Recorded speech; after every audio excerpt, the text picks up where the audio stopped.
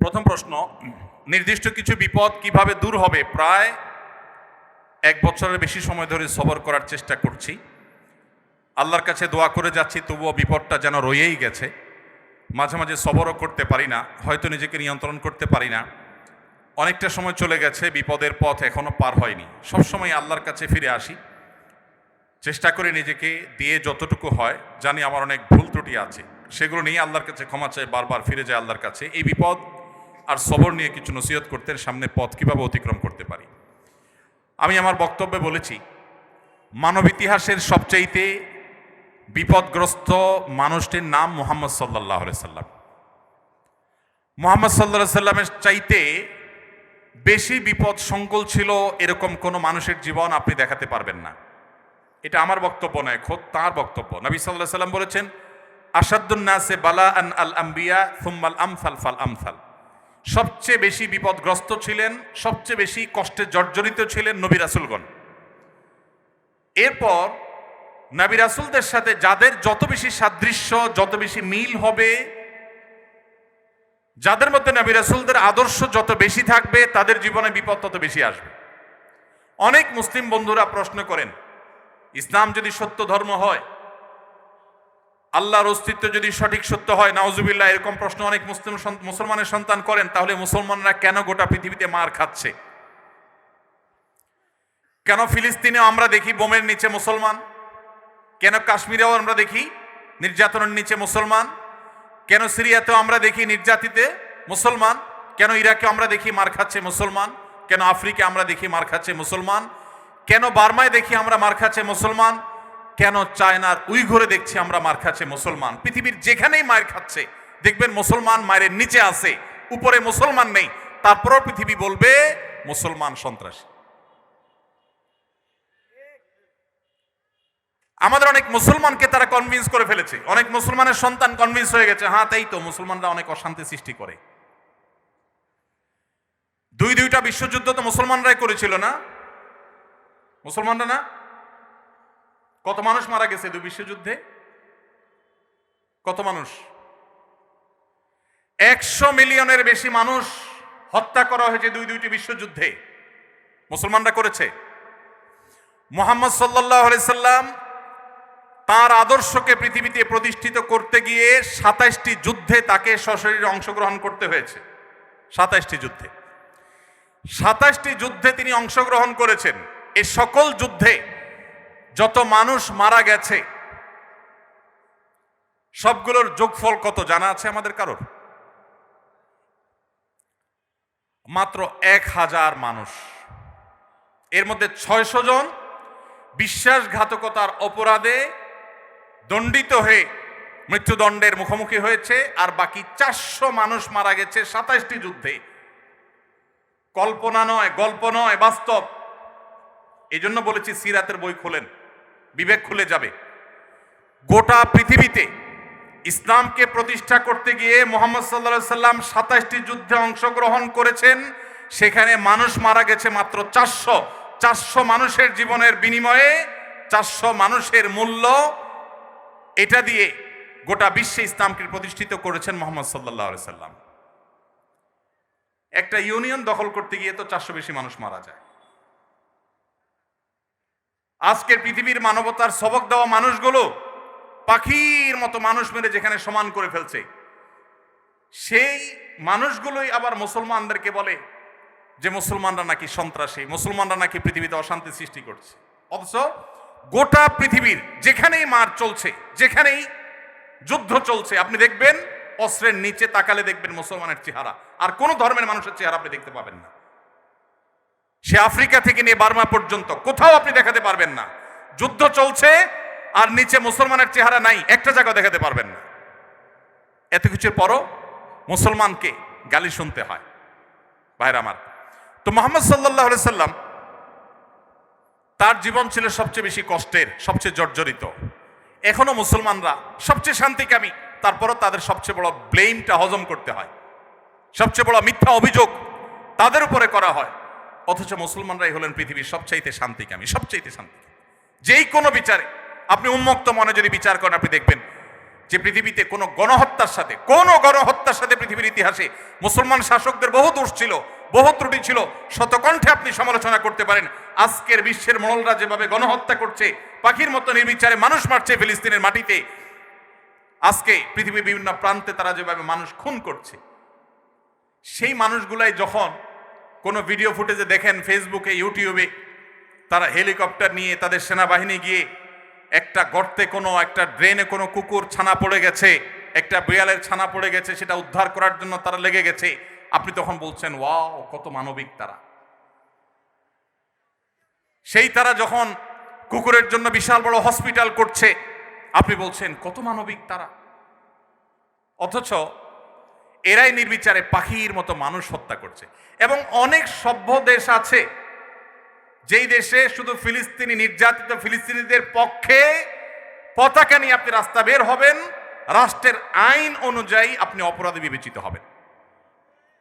এখনো আছে, এই সভ্য পৃথিবীতে আছে। তো যাই হোক, প্রিয় নবী সাল্লাল্লাহু আলাইহি সাল্লাম যে দিন রেখে গেছেন, এখানে মুসলমান কোণঠাসা থাকবে, এটাই স্বাভাবিক। আমার কথা কি ছিল সেখান থেকে, যে অনেক বন্ধু বলে কেন মুসলমানরা এত মায়ের খাচ্ছে যদি ইসলাম সত্য হয়। হ্যাঁ, ইসলাম সত্য যে তার প্রমাণই এটা যে মুসলমানরা মায়ের খাবে।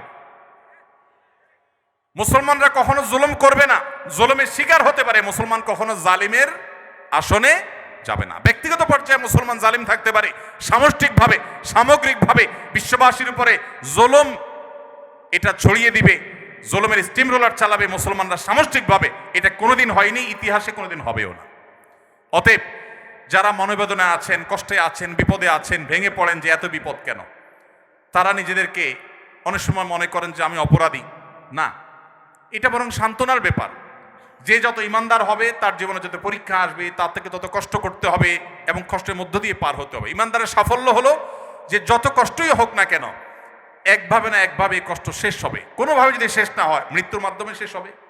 এরপর যদি আল্লাহ তাআলা আমাকে জান্নাত অফার করেন, যে বান্দা তুমি অনেক কষ্ট করেছো, তোমাকে আমি জান্নাত অফার করছি, তাহলে আমার সারা জীবনের কষ্টের বিনিময়ে অনন্তকালের জান্নাত পেয়ে গেলে এটা নিশ্চয়ই লাভজনক ডিল।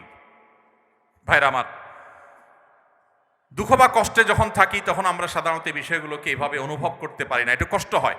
যখনই আমি দুঃখে পতিত হব, আমাদের নবীজির কথা স্মরণ করব, যে তার চাইতে দুঃখে কেউ ছিল না, সবচেয়ে কষ্টে ছিলেন, কিন্তু তার চাইতে সাকসেসও পৃথিবীতে কেউ ছিল না। ইন্টারেস্টিং বিষয়, সবচেয়ে দুঃখী মানুষ সবচেয়ে সফল মানুষ। কি অর্থে সফল? ওই যে তার মিশনকে তিনি সবচেয়ে ভালোভাবে বাস্তবায়ন করেছেন। প্রথম এবং দ্বিতীয় বিশ্বযুদ্ধের মধ্যে 100 মিলিয়ন মানুষ হত্যা করতে হয়নি। তার আদর্শকে তিনি পৃথিবীতে অত্যন্ত চমৎকারভাবে প্রতিষ্ঠা করে গেছেন, সবচেয়ে শান্তিপূর্ণভাবে, সবচেয়ে কম মানুষের জীবনের মূল্যের বিনিময়ে। অতএব কষ্ট যখন হবে আমাদের সবর করতে হবে ওই কথা চিন্তা করে। আমাদের সমাজে একটা কুসংস্কারাচ্ছন্ন বিশ্বাস আছে, উক্তি আছে, এখনো গ্রামে গঞ্জে এমনকি শহরে অনেক মানুষ আছে, কারোর যদি বিপদ আপদ পিছ না ছাড়ে, একের পর এক বিপদ লেগেই আছে। দেখবেন অনেকে কমেন্ট করে, লোকটা কত বড় অপরাধী হলে একটার পর একটা বিপদ লেগে আছে, কত খারাপ মানুষ।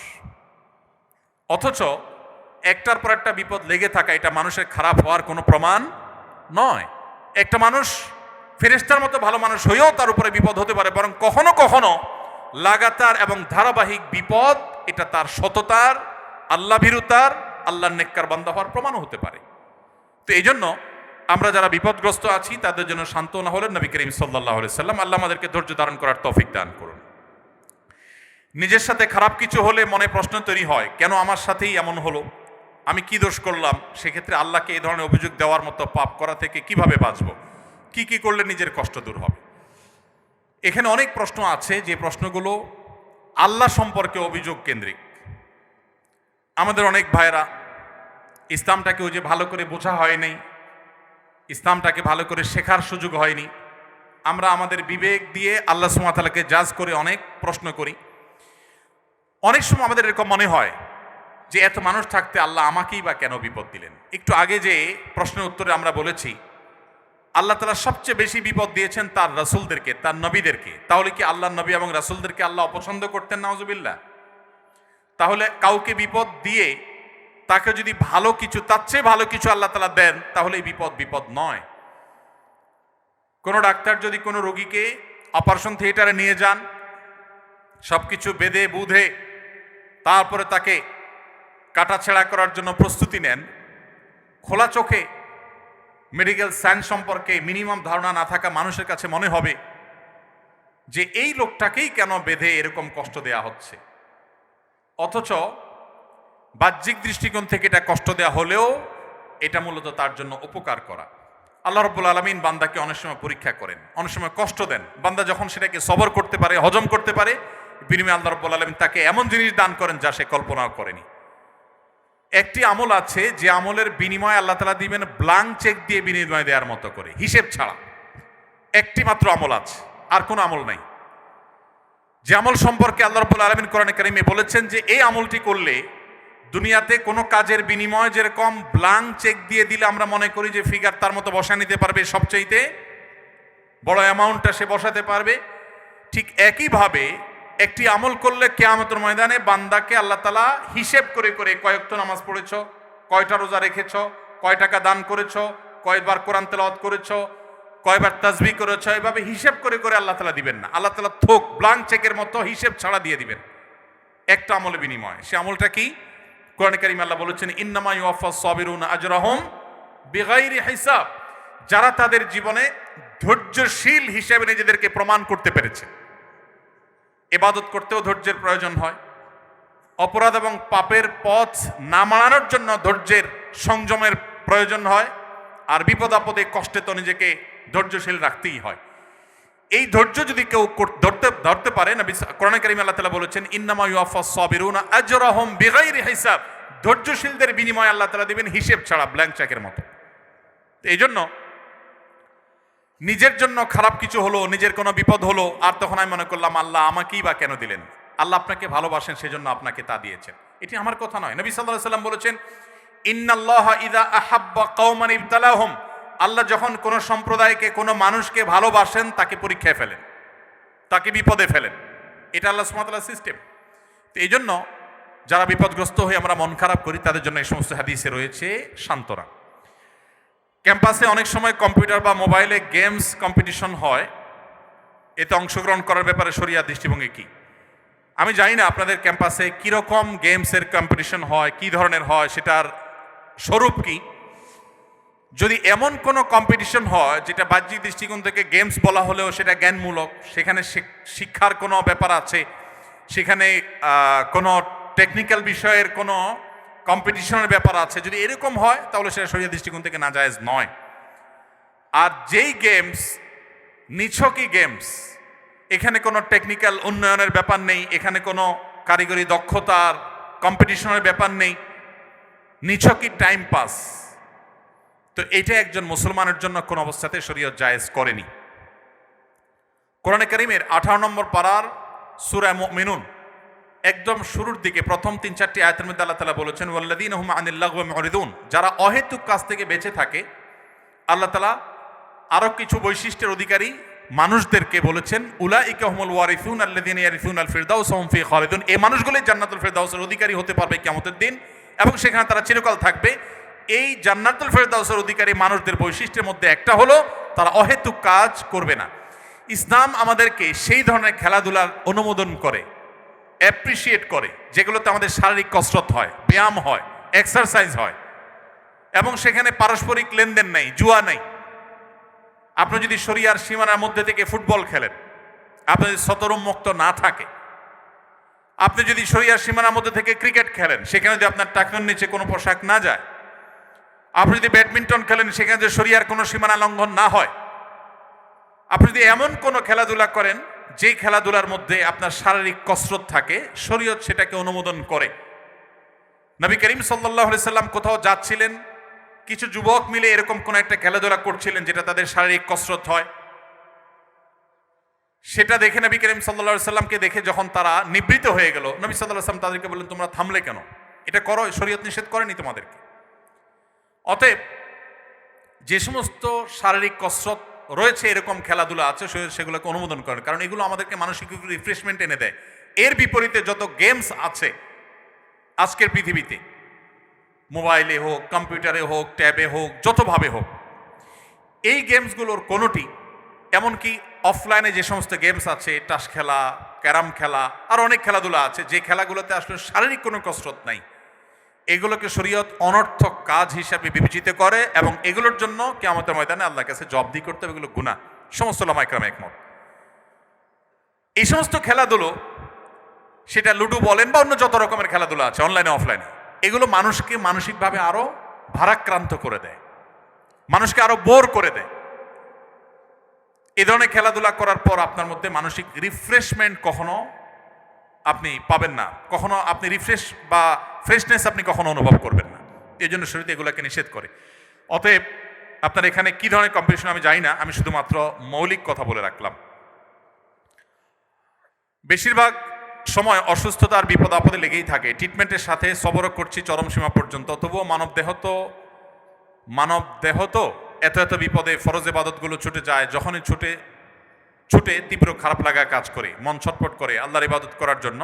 কখনো পারি কখনো পারি না। কত দিনই ভাইদেরকে দেখি মাশাআল্লাহ, কত দিনই জ্ঞান, আমিও জ্ঞান চর্চা করতে চাই কিন্তু পারি না। আচ্ছা, আল্লাহ কি আমায় পরীক্ষা করছেন নাকি আযাব দিচ্ছেন? কখন বুঝবো কোনটায় আছি, আযাব নাকি পরীক্ষা? দেখুন, আল্লাহ রাব্বুল আলামিন আমাদেরকে যখন কষ্টে ফেলেন, সেটা একাধারে আল্লাহর পক্ষ থেকে আমার কোনো কৃতকর্মের ফলস্বরূপ আযাব হতে পারে, আবার পরীক্ষা হতে পারে আমার মর্যাদা বৃদ্ধির জন্য, আবার আল্লাহ সুবহানাহু ওয়া তাআলা আমার কোনো ভুলকে ক্ষমা করার জন্য এই কষ্টটা দিতে পারেন যে আমি সবর করলে আল্লাহ মাফ করবেন। ইমানদারের কোনো বিপদ যদি সে ধৈর্য ধারণ করতে পারে, কোনোটাই তার জন্য ক্ষতির কারণ নয়। কোনো মানুষ যদি সুস্থ থাকা অবস্থায় কোনো ইবাদতবন্দি করতেন, অসুস্থ হওয়ার পর তিনি আর করতে পারেন না, আল্লাহ রাব্বুল আলামিন তাকে সুস্থ অবস্থায় করলে যে পরিমাণ সওয়াব দিতেন, অসুস্থ অবস্থায় করতে না পারার কারণেও আল্লাহ তাআলা তাকে সমান সওয়াব তাকে দিবেন। তো এই জন্য একজন ইমানদার তার এই সমস্ত কারণে ডিপ্রেসড হওয়ার কোনো কারণ নাই। অনেক মুরব্বীরা আছেন, বৃদ্ধ মানুষ আছেন যে চাইলে অনেক নফল আমল করতে পারেন না। তাদের জন্য সান্ত্বনার বিষয় হলো যে আপনি সুস্থ সবল থাকা অবস্থায় যদি আমল করে থাকেন, তাহলে এখন অসুস্থ অবস্থায় করতে না পারার কারণে আল্লাহ তাআলা আপনাকে বঞ্চিত করবেন না, আপনাকে ওই পেনশনের মতো করে সওয়াব দিবেন ইনশাআল্লাহ তাআলা। এরপরে প্রশ্ন হলো, ইসলাম অনুযায়ী কোনো ব্যক্তি যদি অমুসলিম অবস্থায় বা কালেমা না পড়ে মৃত্যুবরণ করে, তাহলে সে জাহান্নামে যাবে। কিন্তু অন্য ধর্ম অনুযায়ী জান্নাত বা স্বর্গে যাওয়ার জন্য শর্ত হচ্ছে ভালো কাজ করা, অন্যের ক্ষতি না করা। বিভিন্ন ধর্মের পণ্ডিত ব্যক্তিরাই, যাদের নিজের ধর্ম সহ অনেক ধর্মের জ্ঞান আছে, তারা এত জ্ঞানী হওয়া সত্ত্বেও ইসলামের সত্য উপলব্ধি করতে পারে না। সেখানে একজন স্বল্প জ্ঞানী বা অশিক্ষিত ব্যক্তির ধর্ম সম্পর্কে স্টাডি করে সত্য খুঁজে পাওয়ার বা চাওয়ার সম্ভাবনা বা সদিচ্ছা তো অনেক কঠিন বা কাল্পনিক। আবার পরিবেশের সমাজ ব্যবস্থাও মানুষের মনস্তত্ত্বের উপর অনেক প্রভাব ফেলে, এবং সাধারণ ব্যক্তি তো আর নবী বা উলিয়া পর্যায়ের না যে সে গভীর চিন্তায় সত্য খোঁজার ব্যাপারে নিমগ্ন থাকবে। এমত অবস্থায় অমুসলিম দেশের সাধারণ ব্যক্তি, যার যৌক্তিক চিন্তার ক্ষমতা কম, এমন ব্যক্তি ভালো কাজ করার পরও জাহান্নামে যাওয়া কি ইসলামে অনেক কঠিন বা কট্টর বর্বর বানায় না? বা এই ধরনের আইন বা আদেশের ব্যাখ্যা কি ইসলামে যেখানে ইসলাম মানে যৌক্তিক ও শান্তির ধর্ম? অনেক দীর্ঘ প্রশ্ন, কিন্তু প্রশ্নটা পরিষ্কার। আমাদের কোনো মুসলিম ভাইয়ের মনে প্রশ্ন জাগতে পারে যে অন্য ধর্মাবলম্বীরা আল্লাহর প্রতি ঈমান না আনার কারণে সে জাহান্নামে যাবে কেন? সে তো অনেক ভালো কাজ করেছে। অনেকে প্রশ্ন করে, বিদ্যুৎ যে আবিষ্কার করেছে, তার আবিষ্কৃত বিদ্যুতের লাইট দিয়ে কোরআন পড়ে আপনি জান্নাতে যাবেন, আর সে বেঈমান হওয়ার কারণে জান্নাতে যাবে না, কেমন কথা? অনেকে প্রশ্ন করেন না? অনেকে প্রশ্ন করেন, এই টাইপের আর অনেক প্রশ্ন আছে, আমি আর উদাহরণে যাচ্ছি না, একটা দিয়ে আপনারা আশা করি বুঝতে পেরেছেন। খুব ইন্টারেস্টিং প্রশ্ন কিন্তু। যার বিদ্যুতের আলো দিয়ে কোরআন পড়ে পড়ে আপনি জান্নাতে যাবেন, সেই বিদ্যুতের আবিষ্কারক তিনি শুধু মুসলিম না হওয়ার কারণে জান্নাতে যাবেন না, কেমন যৌক্তিক কথা? আপনারা অনেক সময় দেখবেন সোশ্যাল মিডিয়াতে কোনো অমুসলিম খেলোয়াড় মারা গেছে বা অমুসলিম কোনো বড় স্টার তারকা মারা গেছে, তো লেখা হয় RIP,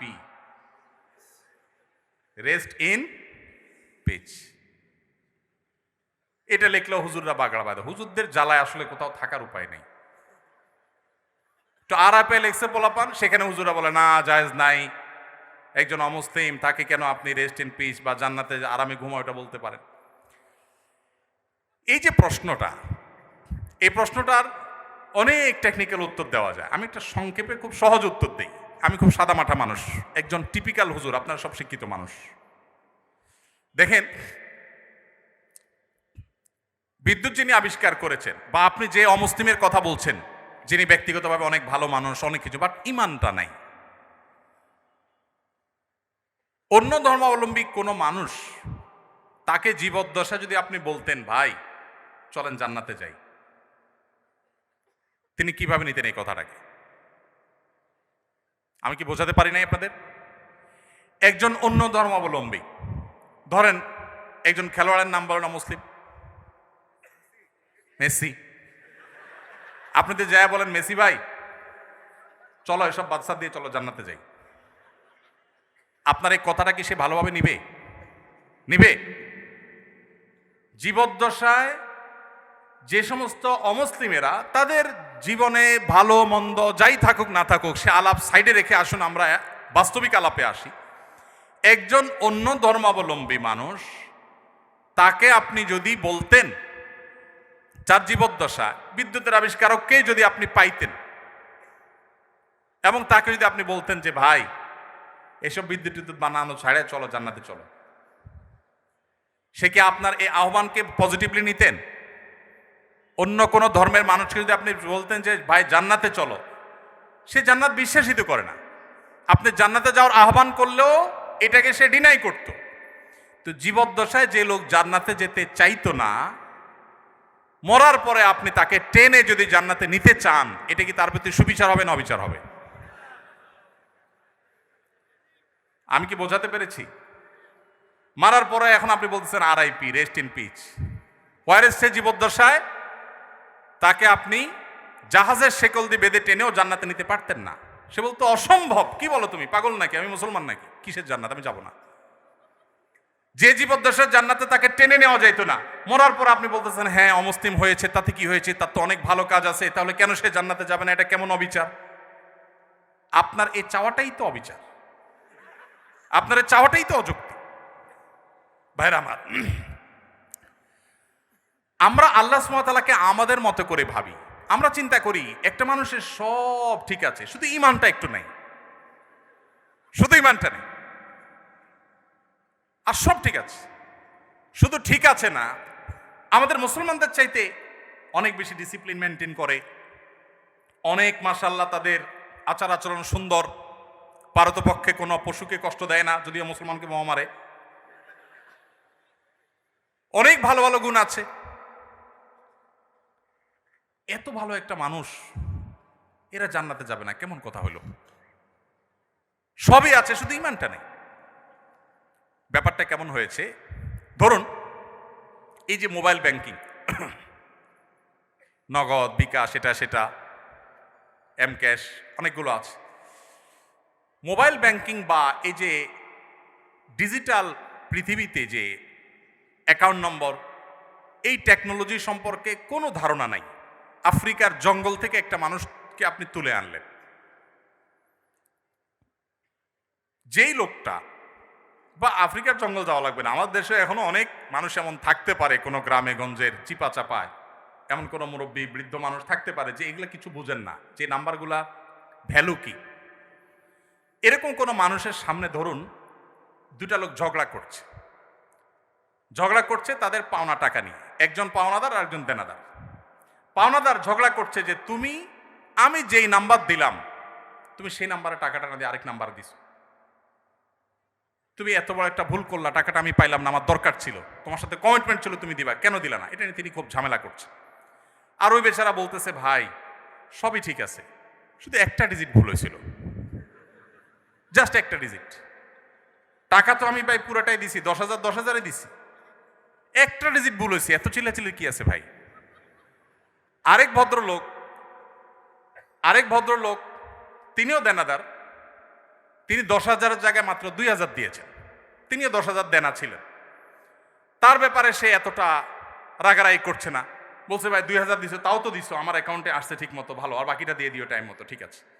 এখন ওই যে বৃদ্ধ চাচা, যে এই টেকনোলজি সম্পর্কে কোনো ধারণা নাই, সে চাচা এসে এখন বলতেছে ভাই একটা লোক 2,000 দিল, তুমি খুশি হয়ে গেলা, আর এই বেচারা 10,000 দিল, 10,000 দিছে, পুরাটাই দিছে, লাগলে আরো 2,000 হয়তো বাড়াইয়াও দিছে, শুধু একটা ডিজিটের ভুলের কারণে এত চেতাচেতির কি আছে?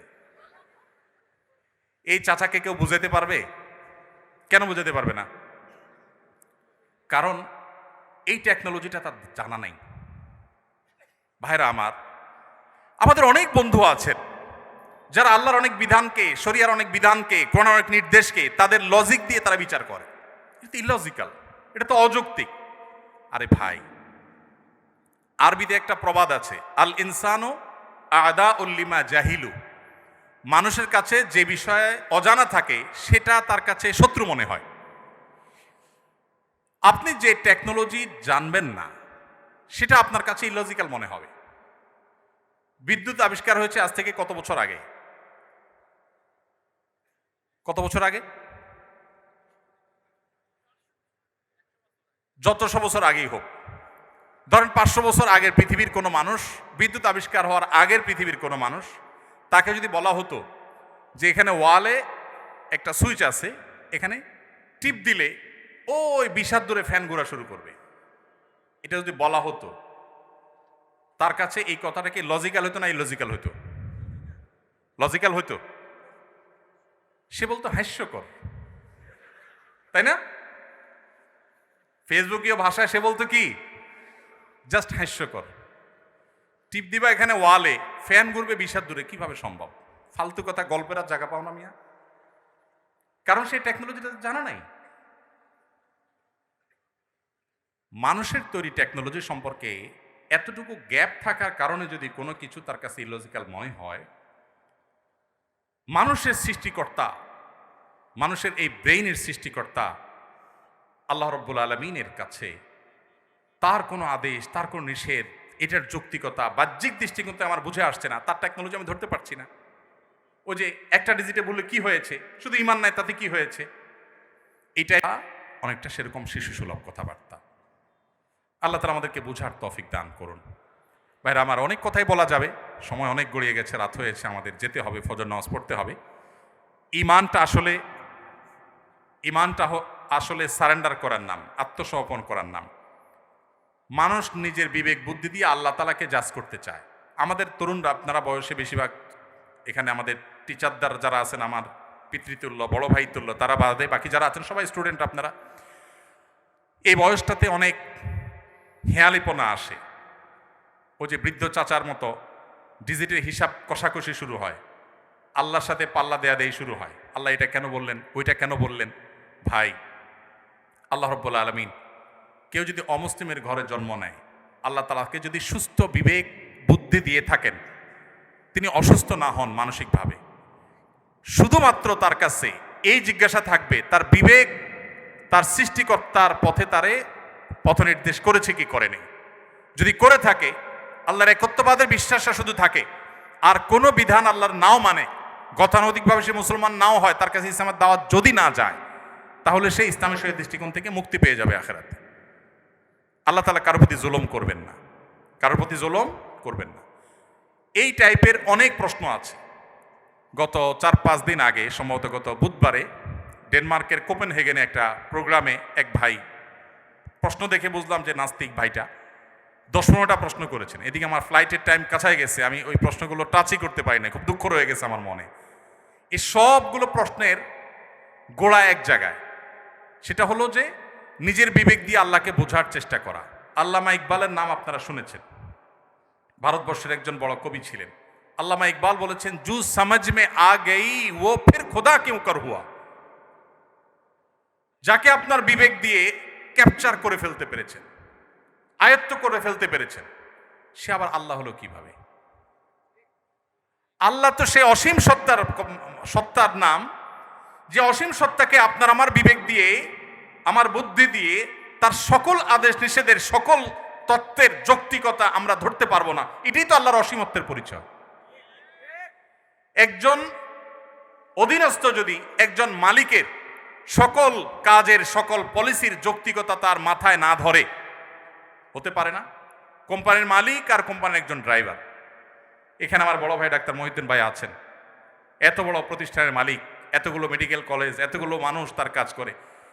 এখন উনি যদি ওনার একজন সাধারণ কর্মচারীকে বলেন এই জিনিসটা অমুক জায়গা দিয়ে আসো, ওইটা অমুক জায়গা নিয়ে আসো, সে যদি বলে স্যার কেন করব, যদি বলে যে অমুক রেটা দিয়ে আসো, স্যার কেন দিয়ে আসবো, কথায় কথা যদি সে স্যার কেন বলে, তাহলে এই মায়ের খাওয়ার উপযুক্ত হবে কি হবে না? কেন মায়ের খাওয়া উপযুক্ত হবে বলেন তো? আরে মিয়া, আমার সব কেন যদি তুমি বুঝে যাইতা, তাহলে তুমি তো ডাক্তার মহিউদ্দিন হয়ে যেতা, তাহলে তুমি তো আকিজ গ্রুপের চেয়ারম্যান হয়ে যেতা, তাহলে তুমি তো শত শত হাজার হাজার কোটি টাকা বিজনেস করতে পারতা। আমার সব কিছুর যৌক্তিকতা তোমার বুঝে আসবে না। তুমি আমার জায়গায় আসতে বহু সময় লাগবে, আমার এই বয়স পার হয়েছে এগুলো বুঝতে বুঝতে। এটা যদি হয় একজন মানুষের তফাৎ, সেখানে সৃষ্টি হয়ে আল্লাহর সমস্ত আদেশ আমার বুঝতে হবে, আমার বুঝে আসে নাই, তাহলে আমি কেন মানবো? এটা সবচেয়ে হাস্যকর।